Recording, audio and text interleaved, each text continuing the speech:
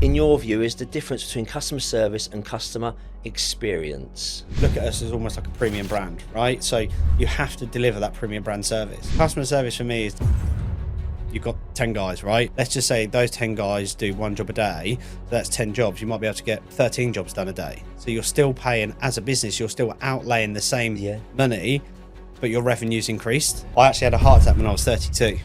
Wow. And it's given me the shake up that I needed to basically do something different. Something as big as that to really wake you up. Yeah. What piece of advice would you give them? I'd say stay away from coatings because that's ours. If you've got the passion, you've got the drive, just go for it.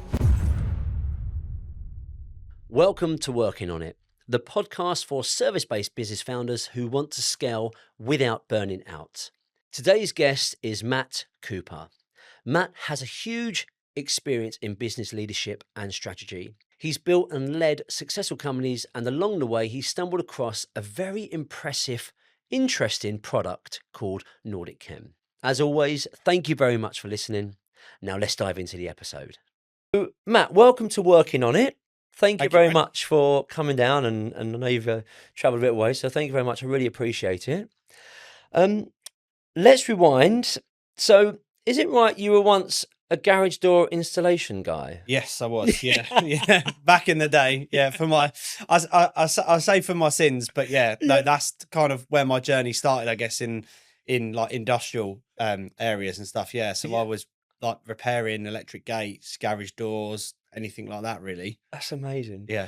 And how did you go from that to floor care? So, I guess to cut a long story short, so I worked my way through and I was like a senior engineer within a company, a manufacturer based in Luton, and I got made redundant there. And then I started to do like shop front doors for like banks and vault doors and things like that. So again, something similar but slightly different. And I guess I must be tarnished with the redundancy brush because I got made redundant from there as well. And I was obviously had a house, bills to pay, etc., that kind of stuff. And I was like, what am I actually going to do now, right? So I was just applying for any job doing basically electrical mechanical engineering, and then I got into repairing floor cleaning machines. And then that makes sense. And then basically from there, because it was just like a transferable skill set that I had from electrical, mechanical, and worked for a number of companies repairing anything from like a Henry Hoover up to a road sweeper, really. Yeah. Oh, okay, right. I see. So that's the connection then. Yeah, that's the connection. Right. That was about 15 years ago now. That's so interesting how they connect. I know. Because I couldn't make it out. I was like, how's it gone from garage door? But that makes sense. That's perfect. Yeah. So did the vault doors, etc., that you installed, is that from your garage door experience? So it's very similar. Yeah. Right? Because everything's, I guess anything with a hinge and it's got electric, it was like a transferable skill set from there. So going from the garage doors to shop front doors, vault doors, that kind of stuff was just like rather than it being opening at the top, is opening up from the sides, right? It's just, again, learning a new skill set that I already had, but just adapting it slightly.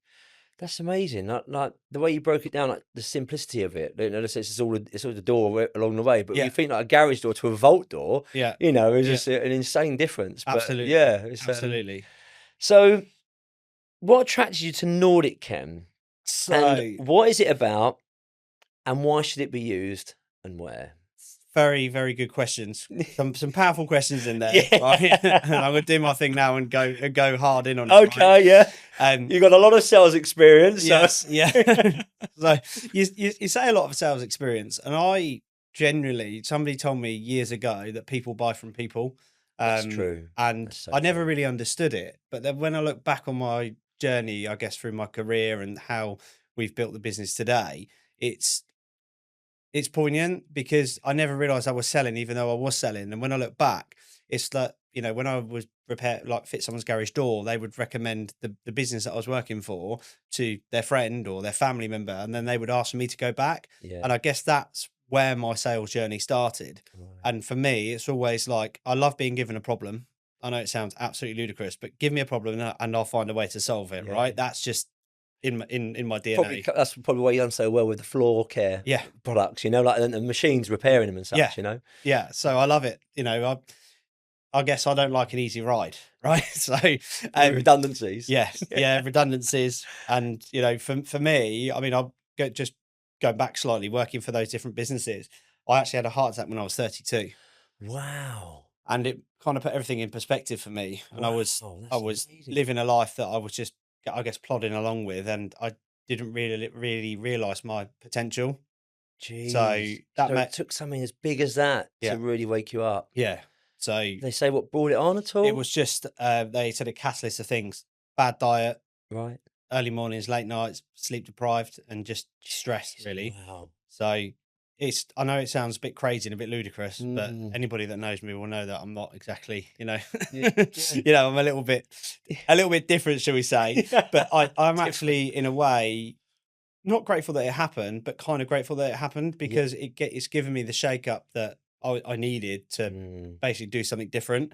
And so I was working for a couple of organizations, and then basically I was selling cleaning equipment pre-pandemic, and then one of the cleaning equipments that I sold was like a fogging machine, and the client that I sold it to was putting Nordic Chem, the first version of the product, which was the antimicrobial, through the fogger. And he Right. said, oh, they're looking for somebody to help bring it more into the UK.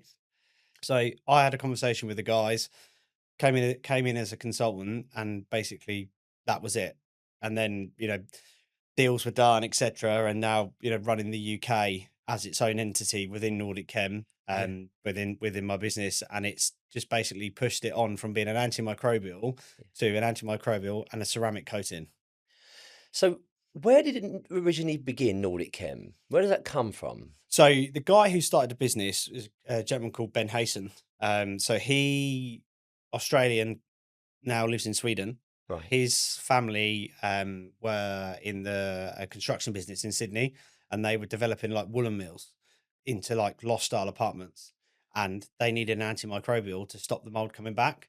And the Right. guys there developed it Yeah. and put it in there, and then basically from there it grew to solving problems on like cruise ships, vessels, etc., from mold outbreaks of like viruses, bacteria outbreaks, all that kind of stuff. Yeah. And then the pandemic hit, and we basically looked at it that we could solve these problems. So we had to go through so much testing because there were so many claims, and people were just, I guess, making hay whilst the sun shine, which is not what we're about. We, again, going back to it, I wanted to solve problems, right? So Yeah, exactly. we've gone through the testing for various bacteria, viruses, all the various ISOs and the EN numbers.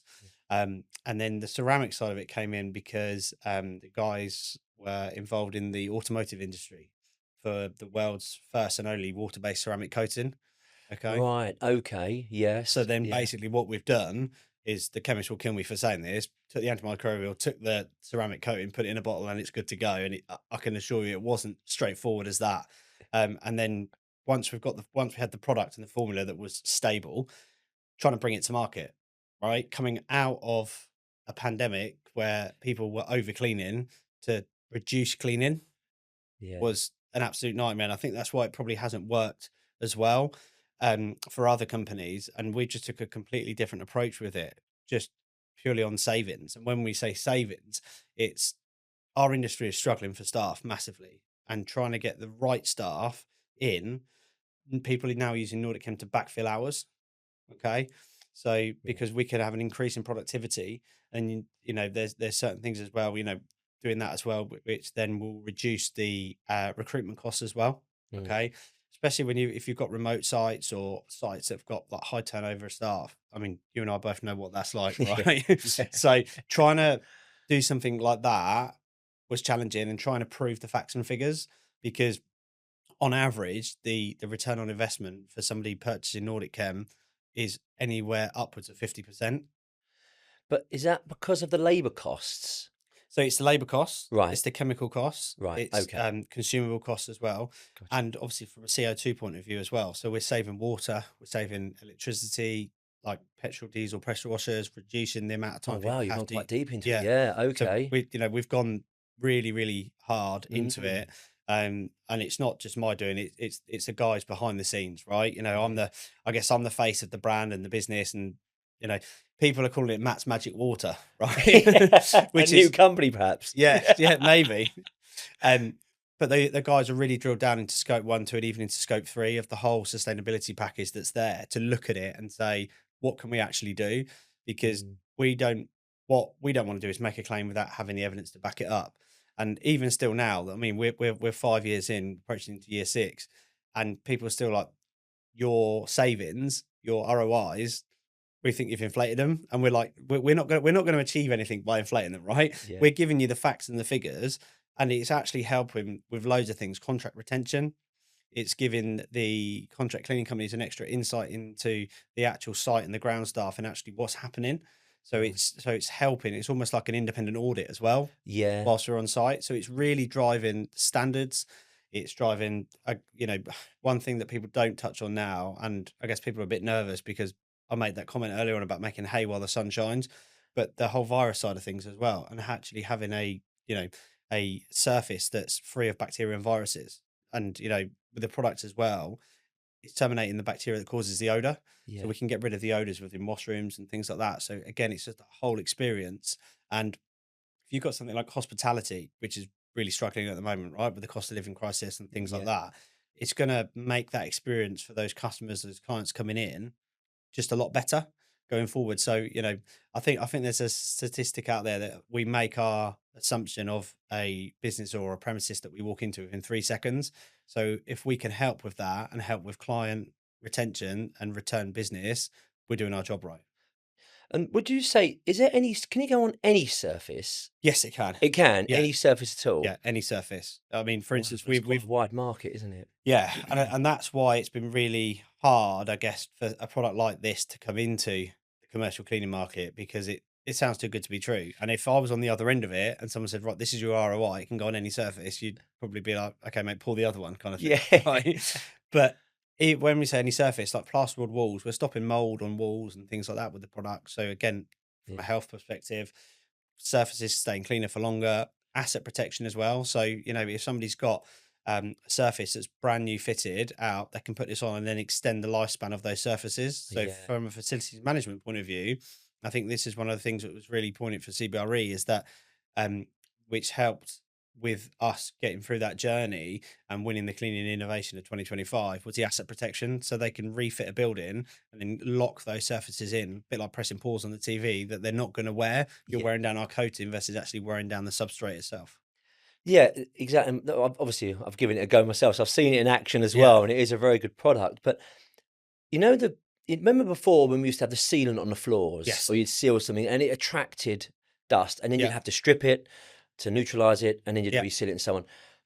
What would that have that same attraction to dust? No. Or does it repel? So Nordic Chem works as an anti-stat as well, right? Okay. So it stops the actual contaminants sticking to the surface. We do a lot of stuff in terms of like transport, say airports, train stations, that heavily dusty environments, and it reduces the static on the surface to stop the dust sticking there. Yeah. And you mentioned about the floor sealant. So with our product, because it's water based and the viscosity of it is so thin, what happens is it doesn't just go on the surface like a traditional sealant would. It goes into the surface, so it's protecting those surfaces on a nanoscale. So it's a nano product. Okay, so then what happens is you haven't got that strip and seal going forward. You're basically just retopping up those surfaces and streamlining your deep cleans, increasing your day-to-day cleaning regimes.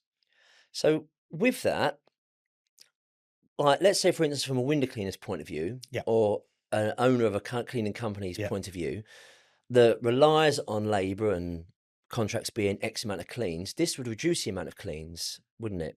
In terms of the requirements, in terms of requirements, it depends on how you look at it. Okay, because I wasn't going to say, like, why would window cleaners and facade maintenance guys want to use this, promote it in a sense? Okay, would it not become their enemy?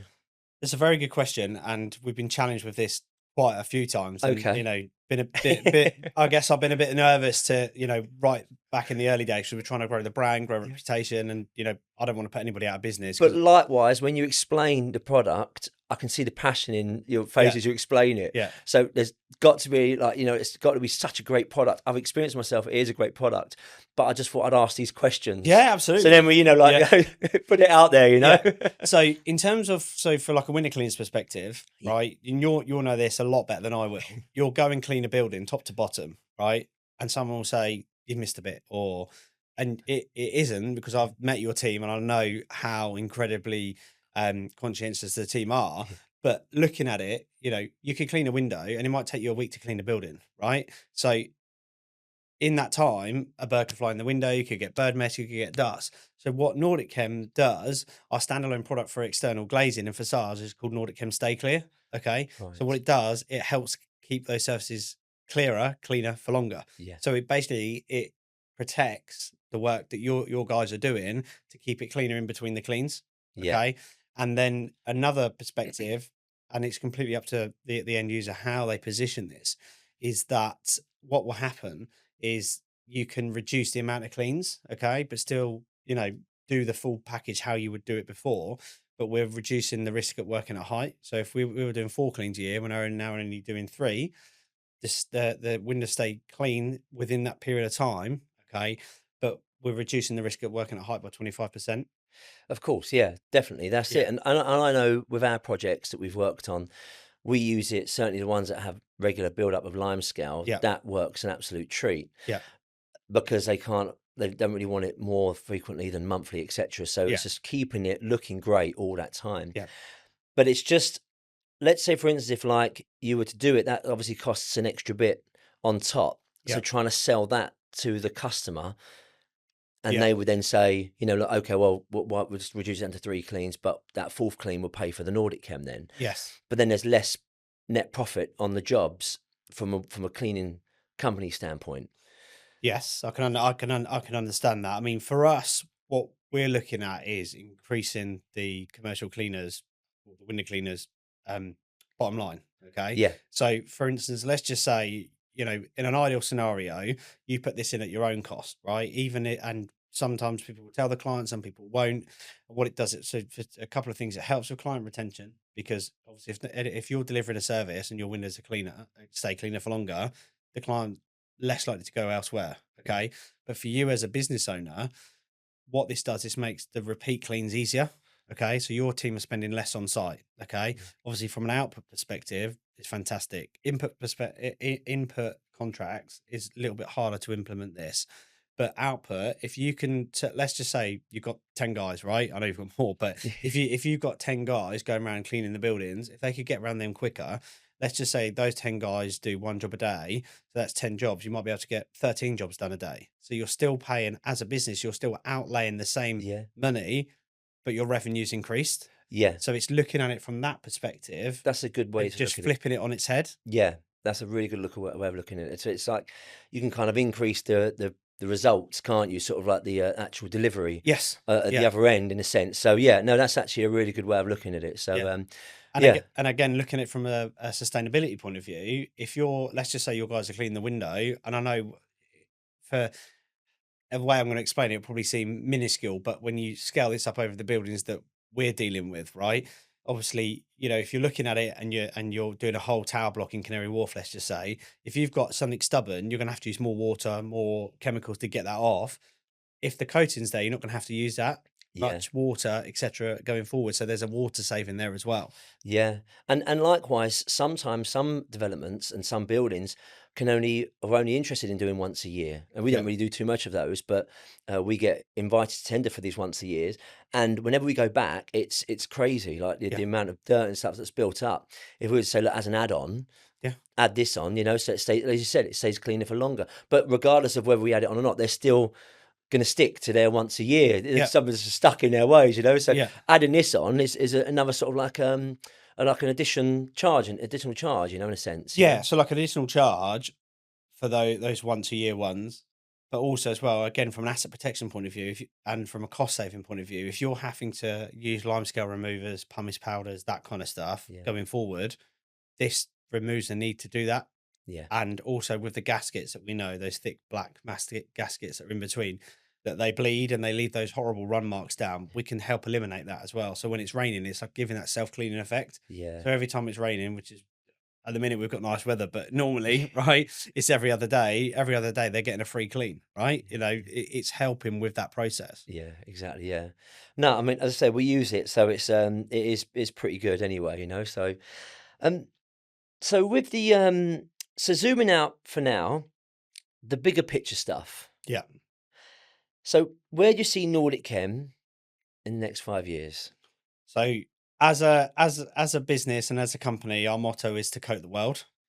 Oh, Okay. that's a Yeah. good one. Right. Yeah, I like that. No, it's not ambitious at all, right? Oh yeah, the world. So, you know, the way that, on a serious note, the way that I see Nordic Chem being within the next 5 years is playing a massive part in the commercial cleaning sector to solve problems, right? Going back to where I started, right? Solving problems Yeah. that, for instance, limescale on taps, odors, you know, within washrooms, you know.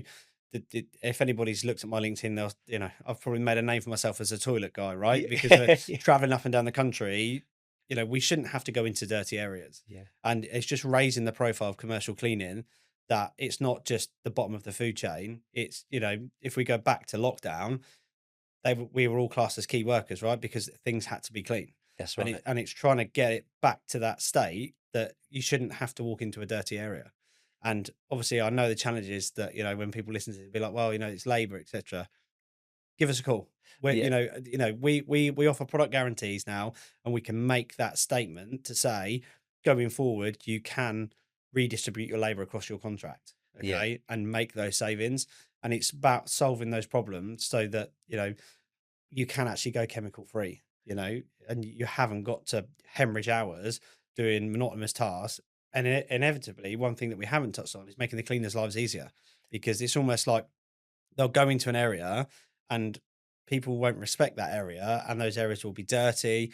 They'll be, you know, trashed, and they're going back and they're doing the same task day in, day out. Obviously, you can still have to do the replenishment of the soaps, the tissues, Yeah. the loo roll, that kind of stuff, but just making it easier for them going forward. On the surfaces. On the And, surfaces, yeah, yeah. exactly. That's Yeah. it. Yeah, of course. But so with that,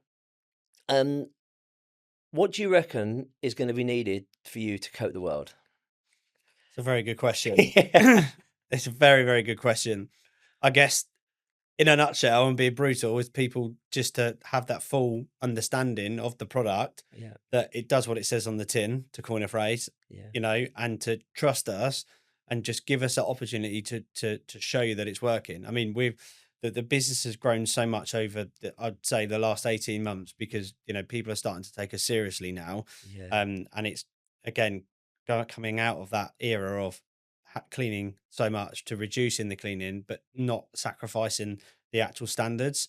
So it's people putting their trust in us, you know. And I think, I guess, in, you know, in the commercial cleaning industry's eyes, if you look at the other brands that are out there, whether it's machinery, whether it's chemicals, Nordic Chem is still the new kid on the block, right? Yeah. You know, but that shouldn't deter people, because the experience that we've got and the journey that not just myself but our team have been on, there's so much more experience that we can do. So much experience that we've got, and so much more that we can do. And there's a couple of projects that we're working on Yeah. at the moment. So Oh, okay. yeah, so Top secret. yeah, top secret. And, you know, I know what people say, I wasn't going to be Nordic Chem 3.0, Oh, okay. but that, okay. but that would be telling, right? Right. Yeah. So, Exactly. yeah. So you mentioned there, obviously, people, trust, Yeah. communication. Yeah. And it goes back to sort of like people buy from people. Yeah. And some of the core elements of building relationships with people is communication, Absolutely. trust, investment in that, and building relationships. So with that, what kind of things do you think you need to eventually drive that forward on a personal level? Okay, so on a personal level. Yeah. So we're going into sort of like you. So you've had a massive kick up the bum Yeah. when you were 32. Yeah. That's an amazing story, by the way. Yeah. Absolutely brilliant. I didn't know that. That's quite something. But with that, imagine, let's say, for instance, if like people want to know like the characteristics that you need to kind of get up and go. You mentioned before that you were sort of like working early mornings, late Yeah, yeah. evenings. Is that still a thing? Do you still need that, or could you you apply sort of like assistance and leverage and delegation, all this sort of stuff, because to cope the world, there's quite a bit. You Yeah. can't No. you can't do that from No. from Rutland. No, definitely not. Definitely not. Can't do that from sunny Lincolnshire. That's for sure. But no, in all honesty, if being completely honest, and for me, I'm my worst critique, right? And I think I've always said to myself, no one's coming to save you, Matt. You just got to buckle up and get on with it. That's very I true. need to let go a little bit and let other people take the reins of it, which as business owners is always hard because you're putting that trust and trying to understand that the passion that you share, trying to look for that in somebody else. Yeah. And I guess for me, it's finding those right people to grow the team. And I think Steve Jobs says, there's I can't remember it word for word, but there's a quote that he says, you employ people that do the things that you can't. Yeah. And that's what I'm starting to learn now as well. I can't wear all these different hats and things, and the business is growing at a phenomenal rate. And we're going to bring the right people in. So like product specialists, key account managers, key account directors, to be able to manage that process so that I can not step away, because I don't think it's in my nature to sit back on a beach and do nothing. And to be honest with you, I have a week off and I'm pulling my hair out, right? So I think it's looking at it so I can spend more time working on the business rather than working in it, if that makes sense. Yeah, that makes absolutely perfect sense. I get what you mean. And I think with that though, like again, if you look at it like people buy from people, you sort of like people hire people to deliver people's vision. So with that, you have to have the trust, the communication, the relationship with the people that work with you to deliver the vision that you have.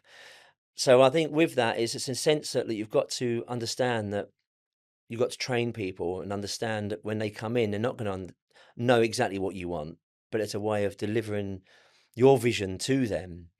But with that in mind, what do you think you would kind of like the characteristics that you would have to bring to that to train? Is it the same as what you would say if you went out and done it yourself, or the same as when you went to sort of train someone that's on the field, or another manager, supervisor, leader even? Okay. What are they the same? So you mean from my perspective, how would I? Yeah, the same skill set that you have to have mindset wise, or do you think you have to level up yourself to enable them I mean, to take that on? I've been on some more courses and things. I mean, I've done training before in terms of like electrical, mechanical repairing side of things, obviously growing teams from going from an engineer to senior engineer to then to a service manager. Yeah. And that side of things I can do with my eyes closed, but trying to manage people, I think that's the hardest thing. So I've been putting myself through certain courses now to make sure I've got that right mindset. And I know it sounds really corny and really cliche, but someone that's just literally got a can-do attitude, and that, again, somebody that can solve problems, okay, and look at it and be like, right, okay, I've got this problem. I'm not going to treat it as a problem. I'm going to treat it as a challenge. And how can I fix that? Yeah. And it's looking at it because, again, looking at Nordic Chem 2.0, because it solves a magnitude of problems, what's most important to the client that you're sat in the meeting with at 10 a.m. versus 2 p.m.? Because I can guarantee 2 p.m. and 10 p.m. won't have the same thinking of where this is going to go. And it's trying to appreciate, it's not like, you've got like a scrubber dryer that's going to clean the floor, and then you've got a pressure washer that's going to clean the paving, right? So it's that's quite chalk and cheese. Whereas this is reading between the lines and trying to work out what's the actual problem on site that we can solve. Yeah, and with that though, it's bringing in those people that be able to deliver that for you on your behalf. Yes. And that's, I think, how you're going to grow, is a sense of sort of leveraging other people's time that understand your vision and want to have that passion that you have so much of. Yeah. And it's getting those people on board. So with that, how would you say, what are the 3 key areas you think you need to be able to train them to have that same mindset?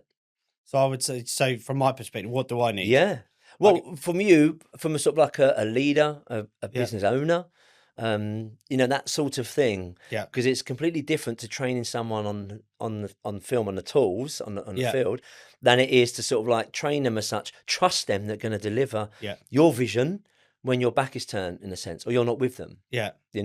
What do you think you need from your experience so far? I know you've got a few guys, so how do you train them with that? So get them on board in your journey, in a sense, and to buy into it. Yeah, I think for me, it's just about being open and honest with I guess the journey that that I've been on myself, and it's not like, I've got it right or I've made it right. You know what it's like in business. If someone says they get it right 100% of the time, that's not, No. it's Pinocchio land, No right? way. No. No way. So it's about being honest with them that mistakes do happen, Yeah. okay, and saying to them, if you mess up, right, we've Yeah. just got to own those mistakes, and how do we put that right as a business? Because it's, I want to reward people in the right way and be fair with the business. If the business is succeeding, so should that person, okay? And it's, I guess, having compassion, understanding, and just having a good listening ear and being patient with them, but knowing where that balance is and those boundaries are, and just getting it to the sweet spot. Yeah, and that's absolutely spot on because, like you said, I think Amazon and Flight Story, Stephen Bartlett's company, they have like a failures team. It's like an ideas team, but they literally they fail like 90% of their ideas, and they've got a team just designated Yeah, just for the failures. yeah, It's just insane, isn't it? yeah, Like the awareness of like failing and but fail fast, yeah. so you can get on to the next one, So it's brilliant how it's got like a real good positive way of looking at it, because I think you have to fail in order to learn the lessons to then eventually grow. I think it's the only way to grow, 100%, really. 100%. And what we do as a business, if we go to a site, we've never gone to a site and someone's not been wowed by our product. I know that sounds very much like, oh, quite big headed, but it's just the truth. Yeah, Okay. So what we do, if we go to a site, we put a quote in and that quote doesn't come across the line, we look at why that quote hasn't come across the line so that we can learn from that. We don't spend hours and days and weeks on it, but yeah. we spend a short Ask period some of time questions. Yeah, and look at that as a business and just unpick that and yeah, say, why didn't that deal come across the line? yeah, And it's looking at that, how we can make that difference going forward to make sure that that doesn't happen again. So we're not, one, missing opportunity as a business, but two, we're able to solve that problem. yeah. And where did that go wrong? That's actually a really good way of looking at it. Actually, like with like you think you lost a quote. Okay, no worries. Let me just focus on the wins. Yeah, But what made you kind of want to investigate that? Because I've not heard. I mean, we do the same in a sense that sort of like with the company, we kind of like look at why we didn't win it, etc. But we have like categories that it falls into, and yeah, then they get sent some questions as to why. yeah. So I think that's really, really valuable to have. But I just wanted to get your thoughts on what made you start doing that, and what do you think the value of it is? And then also, do you think that it's worthwhile perhaps keeping them in touch, like newsletters and such, ongoing? So then you kind of come around again when it's next up for renewal to keep that Yeah, connection. yeah, absolutely. I think there's a fine line of bombarding people with follow-ups and stuff, Oh, and yeah. and again, I don't think anybody gets it right. Yeah. Okay, but for me, it's looking at it, and the reason why I wanted to do it is because, without sounding again arrogant, we know we've got a product that 99.9% of people will need. Yeah. Okay. And if that deal hasn't come across the line, we haven't done our job properly. Have we not explained the product properly? Have we not listened to the client properly? And it's about doing that inwards work to look at it. And it's not like hanging someone out to dry. It doesn't matter if it's myself, one of the other guys, even from like an ordering perspective, like, if the right name hasn't been put on an order or just silly little things like that. And what it's like, the pressure of a business Yeah. is looking at those things because it's your brand reputation. Yeah. And we want to be the number one coating company in the world. And if we're not doing that inwards work on ourselves personally and as a business, how can we can't do that? Yeah, and it's very true. That's brilliant to hear that you guys are doing it. That's great. With it's funny you mention that, because just on an even deeper personal level, you could even look at it like your own. Like when people think, "Oh, well, I'm not getting this goal. I want to reach this Yeah, weight, yeah, or I want to reach this yeah. financial goal." And most of the people look outward; they never look inward. No. And so that's one of the key areas I think you need to look at, is sort of like look inward. Have you ever heard that above and below the line? Yes. Yeah, Yeah. Yeah. No, I haven't. It's exactly that, isn't Yeah. it? It's exactly that. For me, it's like not looking at, like, for me, I always say, if you're pointing at a problem, you've got one finger pointing forward and three pointing back. Yeah, yeah, Right. that's So it. it's Yeah. looking at it like that and saying, okay, this happened because of X. We might say, right, okay, we're only going to go out for let's just say I'm only going to go out for a meal and a couple of drinks, but that ends up being a night out. That doesn't mean that that's the end of the world. You know, you made that choice at that time because that was right. Okay. And it's like, what can we do going forward to make that slightly different? Right. Yeah. So it's, again, like on a personal level, and I've done a lot of reflecting, and I guess, you know, without getting too emotional about it, it's like inward, that inwards work and that journey. I mean, as a child, for me, I was diagnosed with ADHD and Asperger's. Right. So I really struggled to hold a conversation together, and I bounced around friendship groups and things like that. So people buy from people. If someone had told me, I guess when I was 16, 17, I'd be in the position that I am now, I wouldn't have believed them. So I've done a lot of inwards work over the years, and for me, I won't ever stop. I want to keep that going and looking at how I can be the best version of Matt, basically. Yeah. You know, and that's where I'm at with it.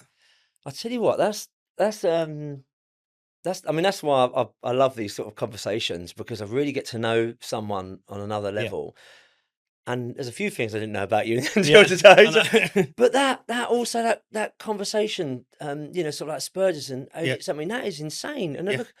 look at you now, like, you know, you're just absolutely amazing, a well polished, you know, like spokesperson for Nordic Chem. You know, I know. it's brilliant. What did you have to do to? Was that again at 32? Was that sort of like, do you know No, what? I need to really work on this. I mean, you say a well-polished spokesperson for Nordic Chem. I'm sure my clients are just wishing I would just put a sock in it sometimes, right? Do you know what, mate? There's that famous Ray Kroc thing, isn't it? It said persistence. Yeah. You know, the key to success, persistence. But you're certainly persistent, but I think it's because you're passionate about the product you're selling. Yeah. And I think that is a different matter altogether. Yeah. You know, it's not that fake salesman-y kind of thing. Yeah, with the hair It's slicked not, back and yes, it's not that. kind You of know, thing. yeah. Yeah, yeah. But you're passionate about the product you're selling and you believe in it. So Yeah. I think that really comes through when you speak, for sure. And, you know, you said about the passion about the products and stuff. And the thing is, for me, I don't just want Nordic Chem to be bought for the sake of money, right? Obviously, yes, we've got a business, and that's the, you know, we're solving problems. If myself or one of the team go and sell product, and we come back to do an audit in 2 months' time, and that product sat in the back of a cleaner's cupboard gathering dust, like, you know, and I'll be honest with you, I'd say about 70% of innovation, let's call it in inverted commas, just sits at the back of a cleaner's cupboard, right? Yeah. Or sits in someone's storeroom. We haven't done our job right, okay? Because that product should be on the surface. Again, why has that not been put on the surface? But you say about the whole Asperger's and ADHD thing, I guess for me, it was before the health problems with my heart and stuff. And I just thought, no one's coming to save me. And Yeah. I've just got to get on with this. And it's, you know, read a couple of books and things like that, and listened to podcasts and things, and realized that no one is coming to save you. And, you know, as long as you in your head conduct yourself in the right way, it doesn't matter what people think about you. Everyone's going to have an opinion, whether it's good, bad, or indifferent. And at that point in time, as long as you're doing the right thing at the right time in that moment, that's what made me realize you just got to grab life by the horns and just get on with it, really. Yeah, that's amazing. You've done all that by yourself, like your own initiative, to sort of like just get up. off Yes, your yeah. backside I and think, just, you know, my parents, when I was like younger, in, I guess, early years of high school, took me to see like specialists and things like that. Yeah. But I was like 12, 13. I wasn't interested in that. I was going on my bike, playing football or cricket or whatever. You know what I mean? It was just like another thing. And it just, you know, I'm 38 now, and it was almost like you were labeled as different then. yeah, And it's like when you actually look back, and the older you get, and you look into, like, I know we mentioned like Steve Jobs, people like that, and Jeff Bezos, people, you know, of that ilk, yeah, they're on that spectrum, right? You know, definitely. and Yeah. that's what drives them and gives them that passion. And once you get your teeth hooked into something, it's like there's no stopping. Yeah. It's just full steam ahead. Yeah, and do you know what? It's actually quite shocked me actually hearing these things about you. It's absolutely amazing to think sort of like how far you've come. And there's one of my most favourite sayings ever is sort of like, you haven't come this far to only come this far. Yeah. Les Brown, I use that for years. It's brilliant. Yeah. But it's almost like that's a story for yourself, Yeah, isn't it? Really, 100%. you know, like it's Yeah. just crazy. You just got to keep pushing and driving forward. Yeah, You know, the way that I love anybody that knows me will know I love an analogy. It's Yeah. like when you're driving down the road in the car, the rearview mirror is small for a reason, because that's in the past. Yeah. The windscreen's big because that's where you're going. You're looking at what's coming ahead of you, yeah, and you're looking around and seeing what's going on. So Yeah. that's the way that I live my life, and I continue I can see to that. do. Yeah. Do you know, it's funny actually how some people, I would say a lot, but I don't think it's a lot. I think it's probably just some people that you see, and that is reversed. Their windscreen, if you like, is the wing mirror, Yeah. as the mirror Yeah. sized, and then they're always looking in the Yeah. past. You know, so it's completely switched. So I do think you have to be a bit of a visionary. Like you have to understand the vision, and in which case you need to drive towards that and have that clear vision of where you're actually going and where you want to go. Yeah. But with that, do you how do you kind of explain how you're going to get to that vision in yourself, and if others were to ask about it? Now I've asked, what's the 5-year goal? Yeah. You've come out of it, so it's Yeah. I would say it's well rehearsed in a sense, but not to put a negative spin on it, like well rehearsed. Oh, this is a well rehearsed speech. Yeah. It's not that. It's just the fact that I can see you're so passionate about it, and you truly believe it, which is brilliant. But if I was to say to you, okay, let's go to the next layer down, Yeah. you'd have to have, I guess, like goals, milestones, Yeah. costs, and overheads and such. Yeah. You do that. So, what would you say? How like the key elements of you setting goals? Did you set goals? Yes, I do. Yeah. Yeah. Yeah. So what I do, I have a reoccurring 2 weekly event in my calendar where I Okay. just switch off everything, go through my goals every morning before I start my day or with my coffee. I'll sit down and I'll read my goals. Yeah. Okay. And then before I go to bed at night, I'll read my goals as well. Okay. Brilliant. And go through them. I'm saying this with a bit of a smile on my face, but the team know that I'm obsessed with Grant Cardone. So it's, you know, all of those books. And just, again, you know, anybody that knows.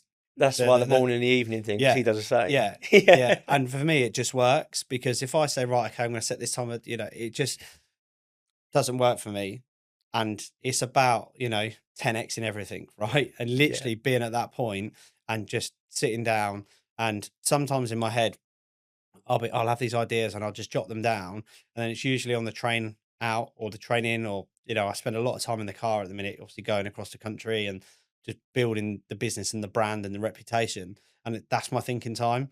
And I'm constantly literally talking to Siri all the time. So put this in my put this in my notes, and it's about building that and then going back and reading that. Yeah. And then again, it takes sometimes it takes a couple of times to go in. And then once it drops into my mind, that's it. It's, you know, it's just solid and concrete. Yeah, that's it. So if you do the goals and you've got this 10x journal. I haven't. No, Yeah. no. I have. I've seen it, Yeah. but I guess me being tight, I was like, I don't need to do that, right? So I just listening to his podcast, his watching YouTube videos, listening to audiobooks, and just literally noting it down. Yeah. And I was, that to me is like, you know, when you know what it's like when you're feeling the pressure on your shoulders Yeah. of the business, and, you know, going in and listening to those podcasts, it just, you know, for me, it puts the fire back in my belly when it starts to fade out slightly. And it's funny actually because I only I was doing a post the other day, and someone mentioned on my post, they messaged me privately and they said, "Oh my God, you're so motivated. How do you stay so motivated?" And I was like, "Well, of course you got the normal, like the videos and that sort of thing. Exactly, just keeps you going." I said, "But let me tell you," I said, I'm motivated probably 10% of the time. Yeah. The other time, it's just having the vision and the why, 100%. as it is, Yeah. and the discipline to carry it out." I said, sometimes I got a headache, I feel really tired, and I still go to the gym. Yeah. You know, or I still have to go to meetings. I still have to do these things, and it's just having that discipline to get things done is the key forward. Motivation is great, but you could be super motivated. You get one call, that motivation's gone. So now what? You now got to forget all your dreams and your vision. You think, no, you still got to have that hardcore discipline to continue that journey and make sure it happens in the way you want it to. Yeah.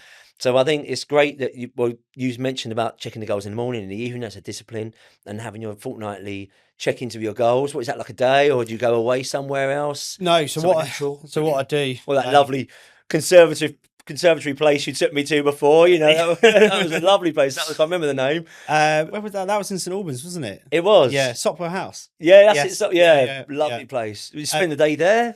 No, I mean, to be honest with you, somewhere like that doesn't, for me, I like just to be outside, right? And for me, my go-to place where I guess it's my sanctuary, if you like, right, is Rutland Water, because it's quite Yeah. close to home and it's always peaceful. Even on busy days, you can, because it's such a vast area, you can always find a quiet spot, and Yeah. that's where I go, and that's where I really focus and do again my goals, Yeah. resetting, looking at it like that. But you say about discipline and motivation. Again, I'd probably say I'm about 10% motivation, but I'd like to think I'm about 90% discipline, but it's sticking it through. And okay, for me, I live my life by my calendar on my phone. Yeah. And my family always literally like to pull me apart on it and joke and jest and all that kind of stuff. Because I'll even put the travel time to a site or to the station or whatever. Yeah. Because to me, the one thing that I haven't got is enough time.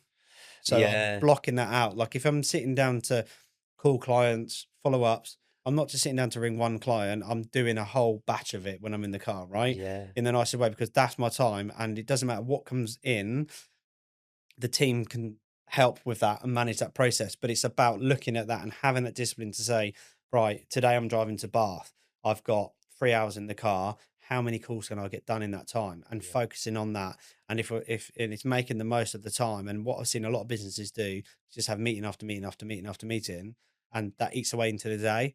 And luckily for me, the team I've got around me, and and my right hand man, John Mark, we've got such a good relationship and work life balance. I say balance. I don't actually like that word balance. I think it's I call it, I don't know, a system or a process, or it just happens, right? Yeah. When Yeah. you're running a business and you're at that, when you're at the helm, it's so hard to find that balance, and you've just got to find what works for you. That's right. But we'll be speaking early in the morning, late at night. Like for instance, I was on the train on the way in today, and left home at 6 o'clock, and it's just obviously appreciate for him it's an early morning, but we know we've got to get stuff done because there's certain things in the day, because it's like back-to-back meetings, and just learning when the right time is to have those meetings Yeah. without actually affecting the quality of service that we deliver to our clients.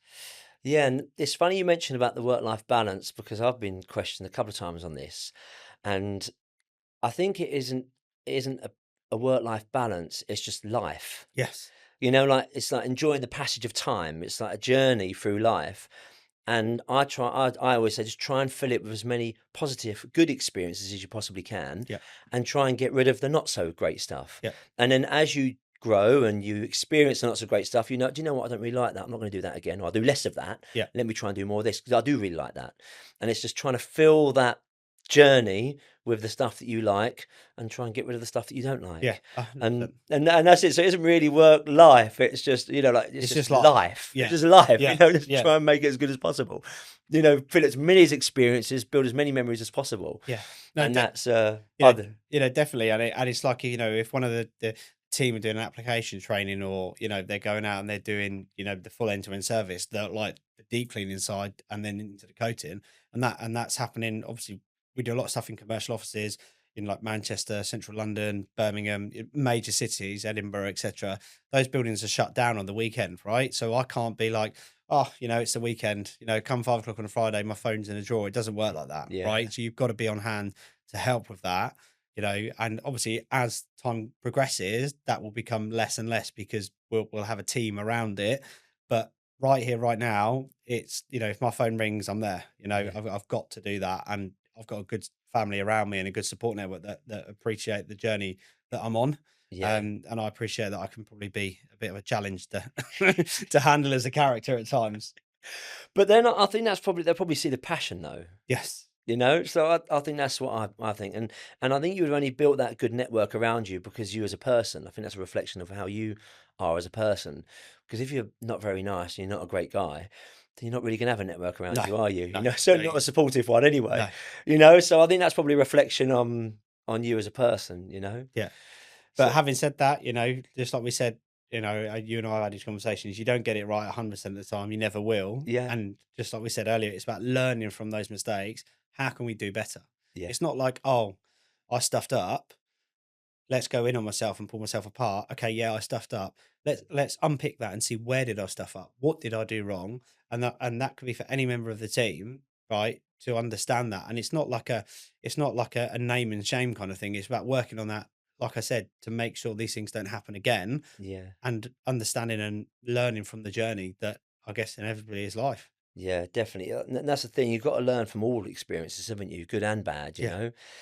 But so let's say, for instance, if someone wanted to launch their own company Yeah. or product or vision, what piece of advice from your experience so far would you give them?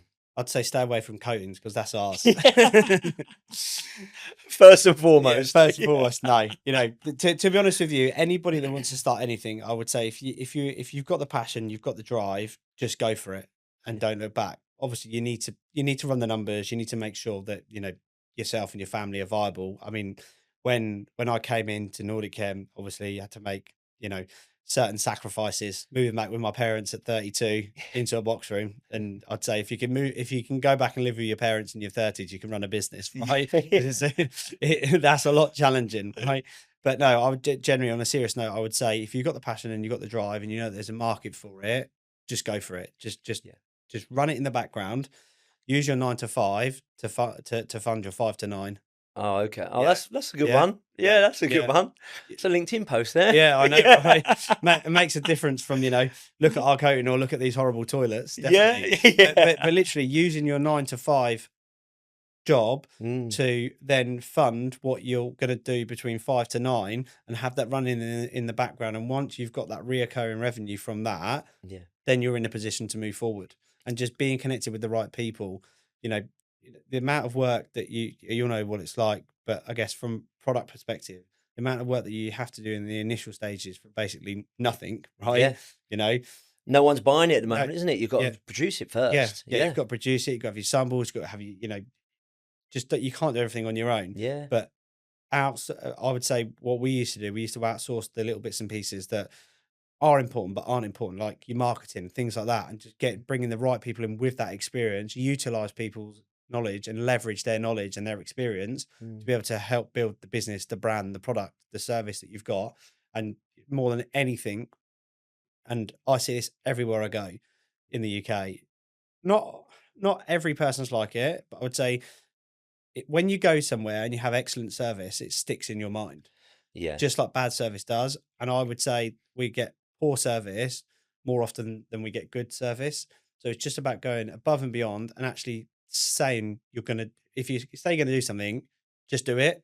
Yeah. Right. And not, people say, oh yeah, no, you have to what's the terminology? Do you overcommit and underdeliver or something? Oh, yeah, yeah, Yeah, yeah, yeah. yeah. Yeah. Over promise, isn't it? Oh Yeah. yeah, over Under promise, over deliver. Yeah, Yeah, that's yeah, it. and literally using that phrase to Yeah.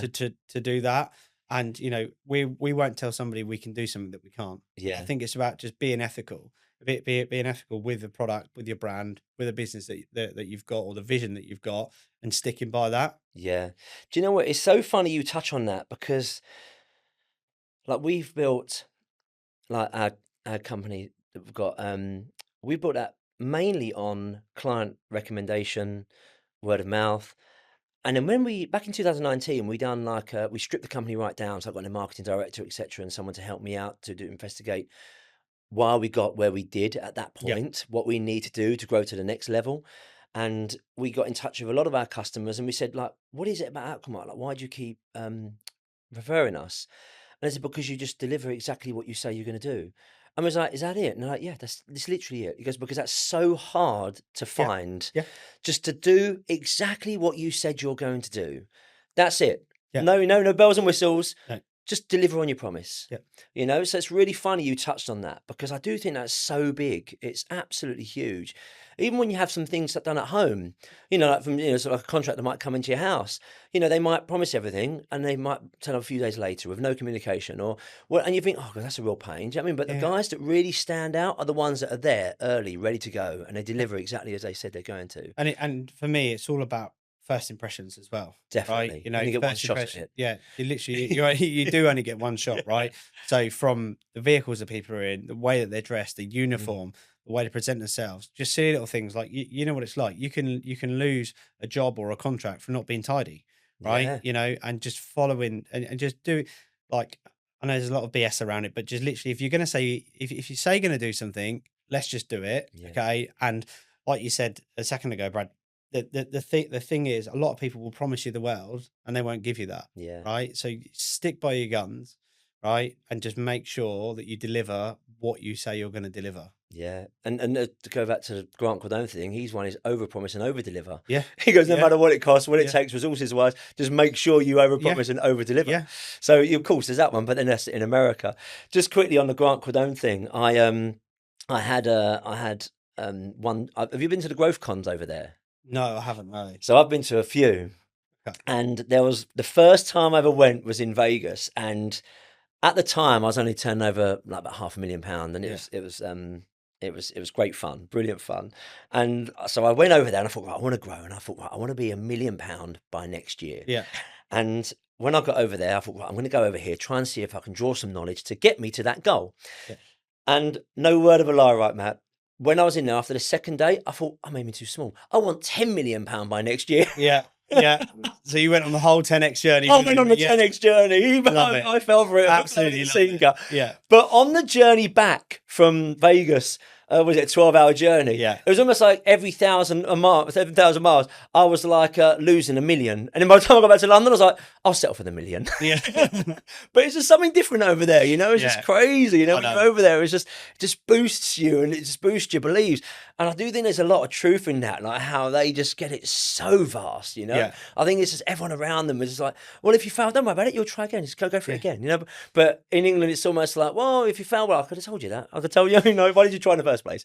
You know, it's just a mindset. Yeah, there definitely is a cultural thing to do with America versus England. I mean, one of my close friends is American, and he said to me, so he does business in the States, he does business here, completely separate industry to what we're in terms of commercial cleaning. He said, if you're driving the best car in the world and you're in America and you're young, people will be like, what on earth are you doing that I'm not doing to be able to drive that?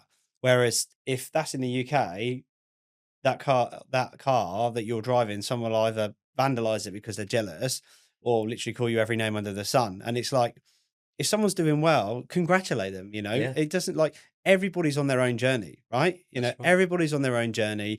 Every business is on its own journey. And that whole America versus England mindset, there's a lot of things that I would love to bring from America here. Yeah. And a lot of things I'd like to leave there as well, right?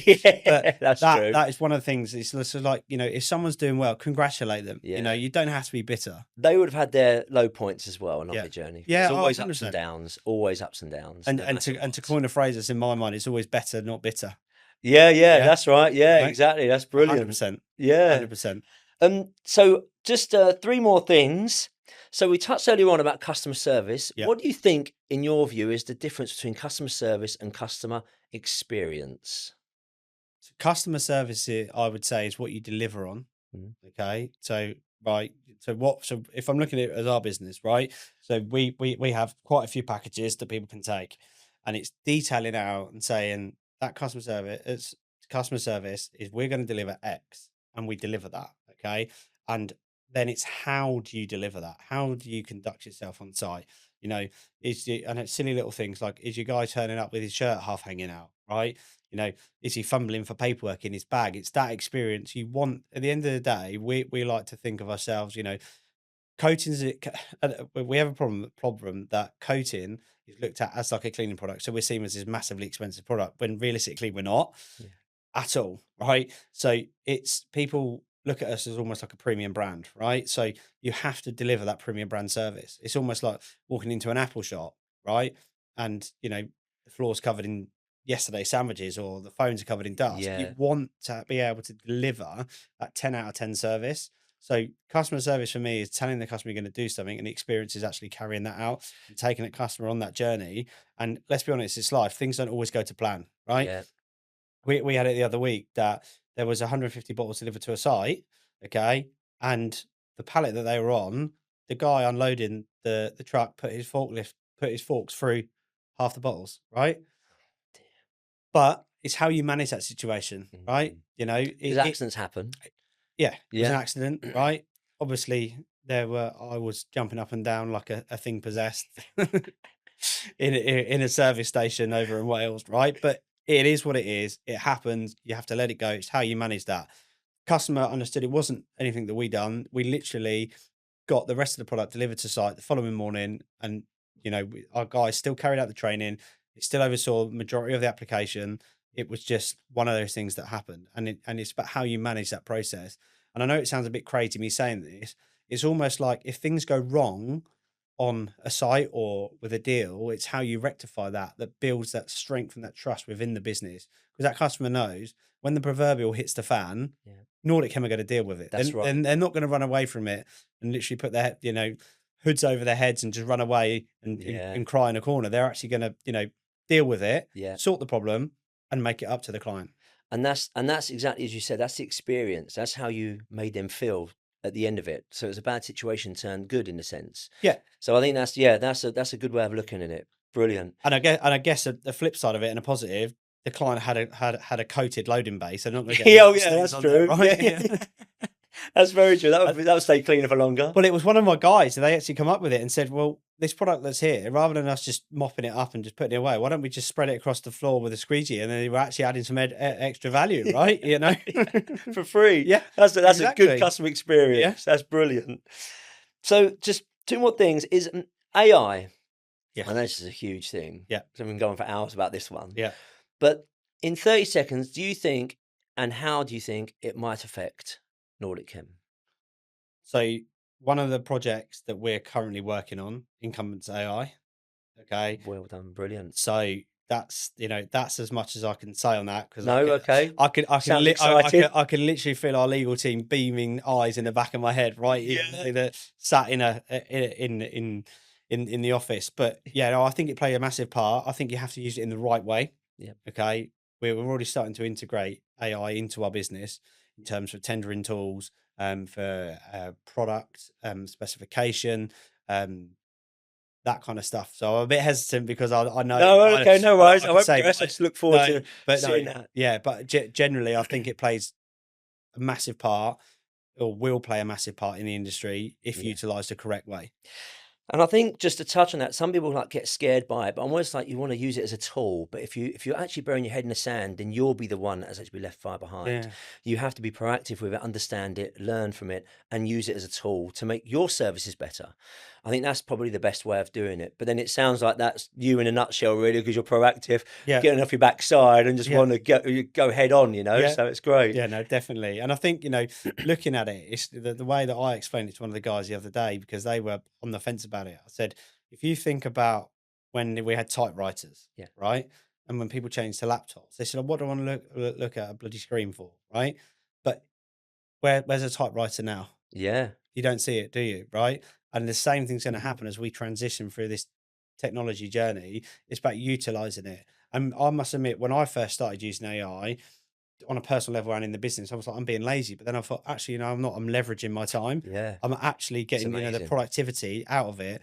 But it's when you get those emails that you can tell they're copy and pasted from now that is laziness. Yes, yeah. That is laziness. You need to proofread. You need to proofread it. You need definitely, because people can tell, because they've had emails from you for so many years, and they know how, like, Matt or Brad will come across on an email, right? And I know emails can be perceived the wrong way, but they know, right? People aren't silly, and it's about utilizing it in the right way. Yeah. And I know you're very active on LinkedIn. Yes. Is that the best place for people to get into contact with you? Or do you have any other platforms? I would say, how's the best way of people getting in contact with you? The best way, initial way, is to contact me through LinkedIn. That's that is my go-to source for social media for the business. And then we can just, usually what happens is with most of these, we have the initial conversation on LinkedIn, and we move to email or a WhatsApp or a text and go from there. Yeah. And then we can come to site, show you the product, and show you the passion, basically. Yeah, brilliant. Well, Matt, it's been an absolute pleasure. Thank you. Thank you very much for coming on. And look forward to seeing all your new products coming out as well. Perfect stuff. Sounds good. Thanks, mate. Cheers. Cheers, mate.